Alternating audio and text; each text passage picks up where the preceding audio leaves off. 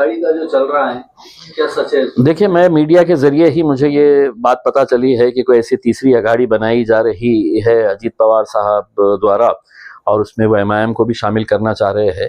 तो अभी तक ना तो मेरे पास कोई संकेत आया है, ना कोई संदेश आया है, ना किसी से कोई बात हुई है।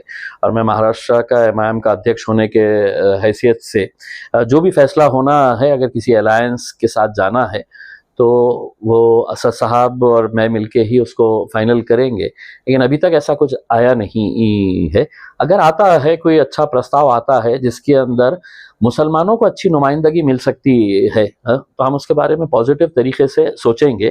क्योंकि आज हमको एक बात समझ में आ गई है, लोकसभा के इलेक्शन के अंदर एक भी किसी भी मुसलमान को टिकट नहीं दिया गया। उसके बावजूद भी आज देश के अंदर हो या महाराष्ट्र के अंदर हो, मुसलमानों ने 2-2 घंटे तपती हुई धूप में खड़े रहकर वोट किसको दिया? तो सभी सो कॉल्ड सेक्युलर पार्टीज को दिया। चाहे वो उद्धव ठाकरे साहब की शिवसेना हो, शरद पवार साहब की राष्ट्रवादी हो, या कांग्रेस पार्टी को हो। और नतीजे में उन्हें तोहफा क्या मिला? तो विधान परिषद का जब मौका आया तो विधान परिषद के अंदर एक भी मुसलमान को वहां पर विधान परिषद के अंदर भेजा नहीं गया। 30 साल के बाद एक ऐसी सिचुएशन तैयार हो गई है कि मुस्लिम मुक्त विधान परिषद महाराष्ट्र के अंदर आज हमें देखने को मिल रही है। और इसकी कोई जिम्मेदारी अगर किसी के ऊपर जाती है तो वो राजनीतिक पार्टियों से ज्यादा उन तमाम लोगों के ऊपर जाती है, उन तमाम मौलानाओं के ऊपर जाती है जिन्होंने रोड के ऊपर खड़े रहकर ये कहा था कि नहीं, हमको इन्हें वोट देना है करके। तो आपने कभी ये सौदा नहीं किया है कि हम अगर आपको वोट देंगे तो आपने कम से कम हमारे 2 विधान परिषद के अंदर भेजना चाहिए, 1 लोकसभा के अंदर कम से कम जाना चाहिए। जो इकलौता एक था उसे भी हरा दिए, यही लोगों ने मिलकर हराए हैं। अब इसकी जिम्मेदारी कौन लेगा? लेकिन अब नया विधान सभा का वो आ रहा है इलेक्शन, अलायंस हो या ना हो, हम तो पूरे डट के अब मैदान में उतरने वाले हैं। देखिए साहब, अब राजनीति के अंदर ऐसा हो गया है कि रात में किसके साथ रहते हैं, रात में सोते किसके साथ है, सुबह उठने के बाद है तो किसके साथ चले जाते हैं, ये पूरे महाराष्ट्र देख रहा है। छगन भुजबल साहब किससे मिलना चाहिए, कहाँ जाना चाहिए, ये उनका जाती इख्तियार है करके, इसमें मैं क्या बोल सकता हूँ करके। लेकिन अब राजनीति बहुत घटिया लेवल के ऊपर आ चुकी है महाराष्ट्र के अंदर। सब अपना अपना जाती मफाद, जाती फायदा देखने के लिए कर रहे हैं। और इसमें सबसे बड़ा खामियाजा अगर किसी को भुगतना पड़ रहा है तो वो मुसलमानों को भुगतना पड़ रहा है। आप देखेंगे कि कल विशालगढ़ के अंदर जो हुआ है कोल्हापुर में, मुसलमानों के घरों में घुस घुस कर मारा गया। औरतों के गोद में छोटे छोटे बच्चे हैं, बिलक बिलक कर रो रहे हैं। उनके गाड़ियों को नुकसान पहुंचा गया, उनको तोड़फोड़ की गई है। कोई आवाज उठाने के लिए तैयार नहीं है।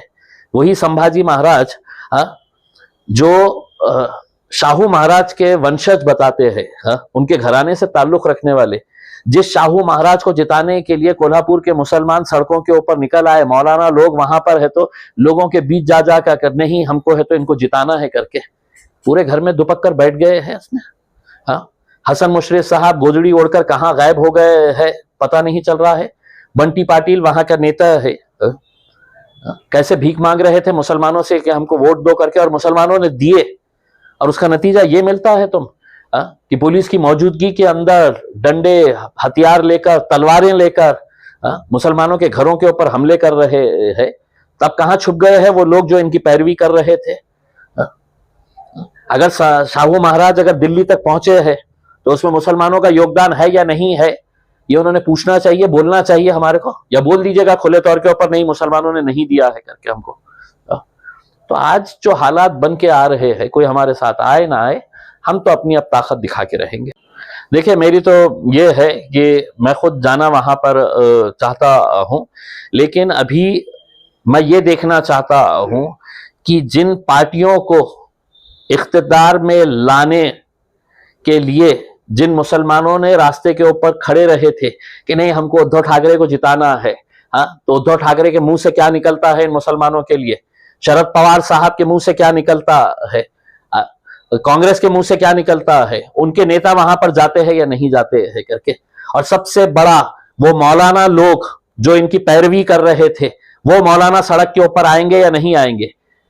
चुनाव के वक्त में सियासत हम करना चाहिए, साल भर हमने इन लोगों के लिए खड़े रहना चाहिए, लड़ना चाहिए, और आप इलेक्शन के वक्त में आएंगे और कहेंगे कि नहीं नहीं इनको वोट दे दो करके। अब ये पूरे मौलानाओं की जिम्मेदारी है कोल्हापुर के कि जाना और उस शाहू महाराज से सवाल करना कि तुम्हारे को लोग दिल्ली तक हमने पहुंचाया है और बदले में हमारे को हमारे घरों में घुसकर तुम मार रहे हैं।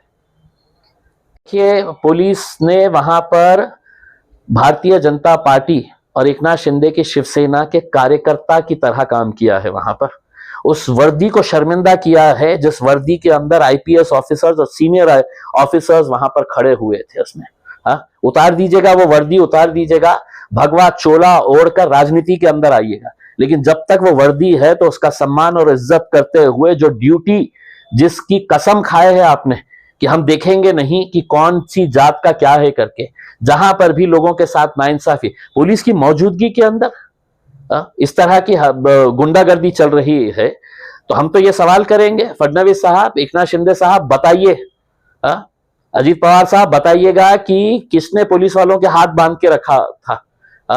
या वो पुलिस वालों ने बताना चाहिए कि अब हम पुलिस की नौकरी नहीं करते हैं, हम जो है अब वो हमारे आकाओं की, हमारे राजनीतिक पार्टी के जो आकाएं हैं जो हमारा ट्रांसफर करते हैं उनको खुश करने के लिए हम काम करते हैं। हम अपनी वर्दी का एहतराम नहीं करते हैं, हम अपनी वर्दी के हिसाब से काम नहीं करते हैं। भाई, अतिक्रमण के बारे में हम कहीं पर भी ये नहीं कह रहे हैं कि हम किसी बात का हम ऐसा समर्थन करते हैं करके। उसमें अगर अतिक्रमण हुआ तो क्या आप तलवारें लेके निकलेंगे? क्या इस मुल्क के अंदर, राज्य के अंदर कोई जंगल राज चल रहा है कि तुम तलवारा लेकर है तो मुसलमानों के घरों में घुस जाएंगे? 4 किलोमीटर दूर एक गांव जहां पर कोई अतिक्रमण का मामला नहीं, सिर्फ मुसलमानों के घरों के ऊपर हरा झंडा देखिए, और वहां पे घरों में घुसकर है तो गाड़ियों को जलाया गया, घरों में घुसकर तोड़फोड़ की गई। क्या ये इस तरह का राज चलने वाला है? तो हमको भी बता दीजिएगा कि साहब अब जिसके हाथ में लाठी रहेगी भैंस उसकी रहेगी करके। तो हम भी कोई कमजोर नहीं है, हम भी लाठी उठाने के लिए तैयार है अगर आप हमको मजबूर करना चाहते हैं तो। अगर पुलिस की मौजूदगी के अंदर यह गुंडा राज चल रहा है तो आप हमसे क्या उम्मीद करते बैठे हुए हैं कि हमने हाथ पे हाथ धरे बैठे रहना और देखते रहना चाहिए? हाँ, हमारी बहन के ऊपर हमारे घर में है तो उनके घर में घुसकर है तो हमला किया है। बाकी हिजड़ों की तरह नहीं है